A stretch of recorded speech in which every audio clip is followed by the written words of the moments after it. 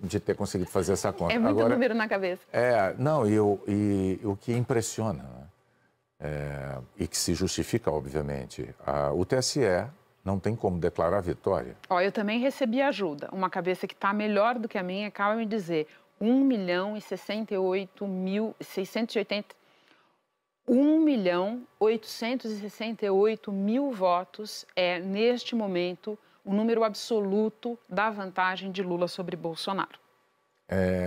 O colégio eleitoral, não o colégio eleitoral, mas é a votação, por exemplo, de Bolsonaro num dos estados da região norte, que nós vimos algum dos colégios eleitorais estava dando a ele algo em torno disso em termos de voto. É muito impressionante. O que a gente estava falando aqui no começo. É raro um estado virar. Nós estávamos falando aqui até há pouco de virada de candidato, né? É raro um estado virar. A gente acabou de ver o Amapá, que é um pequeno estado da região norte, virar. Mas isso não necessariamente significa que o candidato que virou aquele estado vai ganhar a eleição, porque depende do número de votos que tem naquele estado e também depende, Bonner, da dinâmica que vai se estabelecer nos outros estados. Como é raro ter virada, normalmente o que faz a diferença para um ou outro levarem no segundo turno é o movimento que eles conseguem fazer dentro do estado.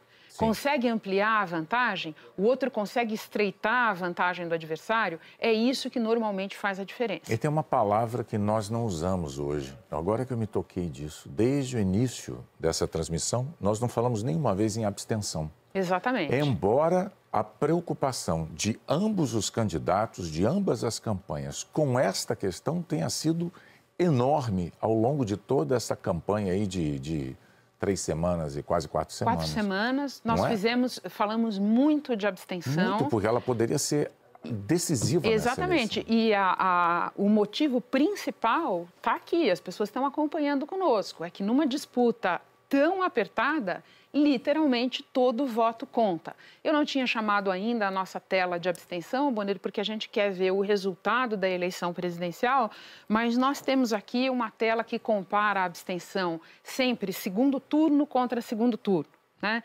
Em 14, 18 e 22. E isso, no final da noite, vai dar uma boa medida para a gente de se a abstenção cresceu, se ela ficou no mesmo patamar, se ela foi um fator relevante ou não foi. Eu só não quero sair daqui porque o grande suspense está aqui. Olha a diferença agora, já é de 1.900.000 votos. Quer dizer, desde as 18h46, quando o candidato Lula passou à frente, né? Ele abriu, desde então, 1.900.000 votos. As linhas que a gente veio acompanhando foram se separando e consolidando uma tendência de subida de Lula em relação ao opositor dele, Jair Bolsonaro. Isso com 98,56%. Mais de 98,5% das urnas apuradas, cantando essa diferença que você mencionou agora. Lula aparece com 50,82%. Pode começar de novo, Renata. Olha lá. Virou de novo. Exato. Virou 50,8%. Atualizou de novo. Cada vez que eu falo virou, tem gente que toma um susto e fala, ué, virou o quê? Não virou nada, gente. O númerozinho aqui virou. A gente precisa falar, assim, em ritmo de locutor de futebol, porque a atualização está muito dinâmica. Chama o Galvão. 50,82% dos válidos para o Lula nesse momento, 49,18% dos válidos para o Bolsonaro neste momento, com a apuração caminhando muito para o final. Muito bem, 98,61% de urnas. Neste momento, a gente recebe a informação de que o candidato Luiz Inácio Lula da Silva está saindo de casa. A imagem que está chegando para a gente aqui deve ser disso. É uma tentativa de registrar isso. Eu já identifiquei aí o candidato no meio da multidão. É uma tentativa heróica de registrar esse momento. É ele mesmo. Aí está o candidato Luiz Inácio Lula da Silva já sendo cumprimentado. Janja, a esposa. Muita gente abraçando. Você que está em casa deve imaginar a dificuldade que é, neste momento, para se captar uma imagem de qualidade em meio a esse clima.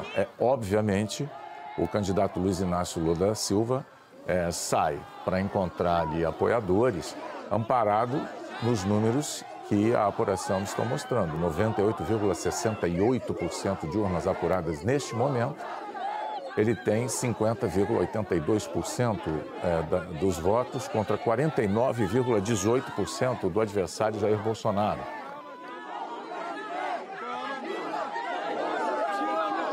Essas são imagens ao vivo do candidato do PT, Luiz Inácio Lula da Silva, encontrando o apoiador. Ele está saindo de casa, ou pelo menos tentando sair de casa, né? Imprensa toda ali reunida, você vê o trabalho dificílimo dos cinegrafistas, dos fotógrafos, todos aí precisando registrar um momento da saída do candidato, nesse momento do domingo em que se aproxima a conclusão da apuração dos votos do segundo turno da eleição presidencial. De novo, voltando aos números, com 98,72% de urnas apuradas, Renata. A vantagem de Lula é de algo como 1.920.000 votos neste momento. Em termos percentuais, 50,82% dos votos válidos para ele, 49,18% dos votos válidos para Bolsonaro. Nós vamos nos aproximando, Bonner, de 99% das urnas apuradas. Falta muito pouco. A Justiça Eleitoral está apurando os votos, totalizando os votos. A gente só lembra que o Instituto Datafolha fez uma projeção da eleição nacional, como fez de vários estados. Como fez dos estados, todas se confirmaram. Ela fez a projeção da vitória do candidato Lula, mas os números oficiais, até o momento, não permitiram que o TSE anunciasse o resultado ou assumisse a vitória de qualquer dos candidatos. Esse é um dos motivos pelos quais a gente fica na nossa tela aqui, porque vai pintar na hora que o TSE cravar qual é o resultado da eleição. Exatamente. Você vai ver na tela, o vencedor vai ter o fundo azulado, como a gente viu acontecer com todos os candidatos a governos de estado que se consagraram hoje nas urnas em todo o Brasil. Essa é uma transmissão que nós iniciamos por volta das 17 horas. Nesse momento são 19h56 e o percentual de urnas apuradas é de 98,77%. Se algum brasileiro tiver dúvidas sobre a eficiência do sistema eleitoral brasileiro, talvez ele precise de consulta médica. Os números falam por si. Vamos deixar que os números falem por si. De novo, imagens ao vivo de São Paulo, com o candidato Luiz Inácio Lula da Silva, cercado por apoiadores, pela imprensa. E a nossa câmera ali tentando registrar isso, né? Travou, Bonner. Aí está. Às 19h57, Renata Lopretti chamando minha atenção para este momento. Você está vendo na tela, a cor pintou. A Justiça Eleitoral acaba de confirmar a vitória de Luiz Inácio Lula da Silva, do PT, na disputa da presidência da República. A partir de 1º de janeiro de 2023, Lula retorna ao Palácio do Planalto para um mandato de 4 anos. Será o terceiro mandato dele. Vence, portanto, a eleição o candidato Luiz Inácio Lula da Silva, Renata. Acaba de ser cravado, então, pelo TSE, e isso, Lula retornará para um novo mandato à frente da presidência.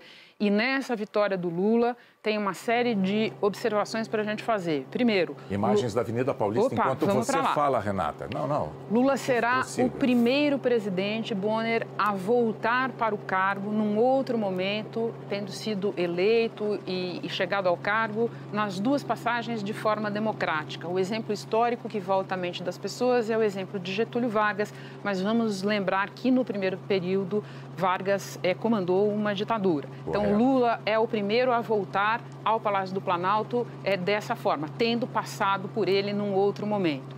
Lula será também, ao assumir o cargo, Bonner, o presidente mais velho a assumir o cargo. Ele acaba de fazer 77 anos, será essa a idade dele ao assumir a presidência.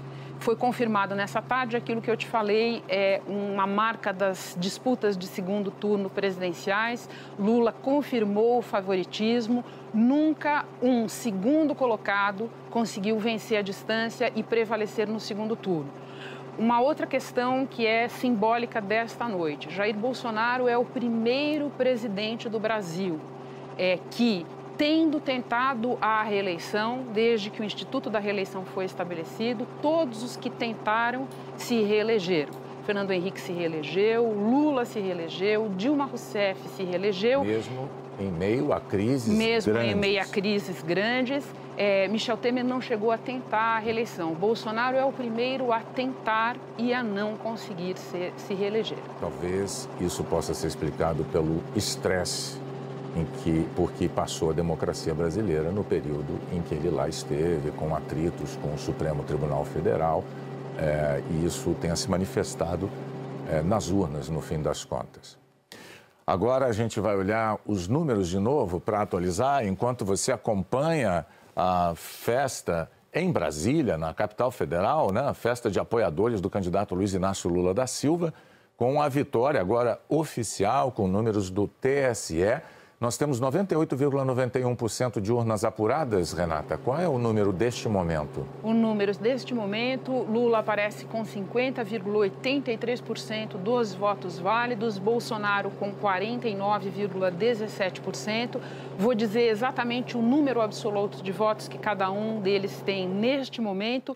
Lula, 59.630.140 votos. Bolsonaro, 57.675.427 votos. Esses números sofrerão pequenos ajustes, porque falta pouco mais de 1% das urnas para apurar. No momento, 1.960.000 votos de diferença. Exatamente. Votos de diferença a favor do candidato Lula, que decretaram já a vitória, mas, como você disse, ainda pode se alterar, pode se aumentar até um pouquinho essa diferença.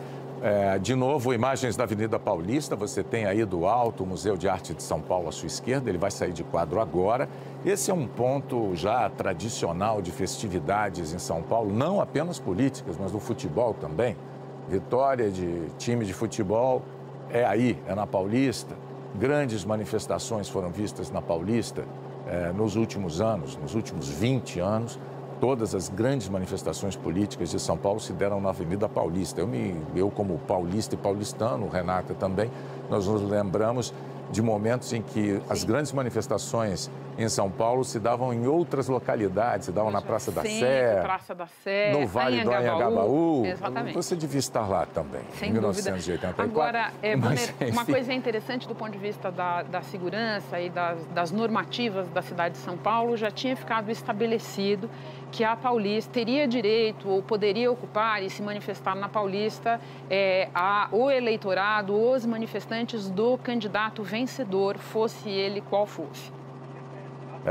Para quem não é de São Paulo ter uma ideia, aqueles acontecimentos de ontem, com a deputada Zambelli com arma em punho correndo atrás de um cidadão... Não muito longe daí.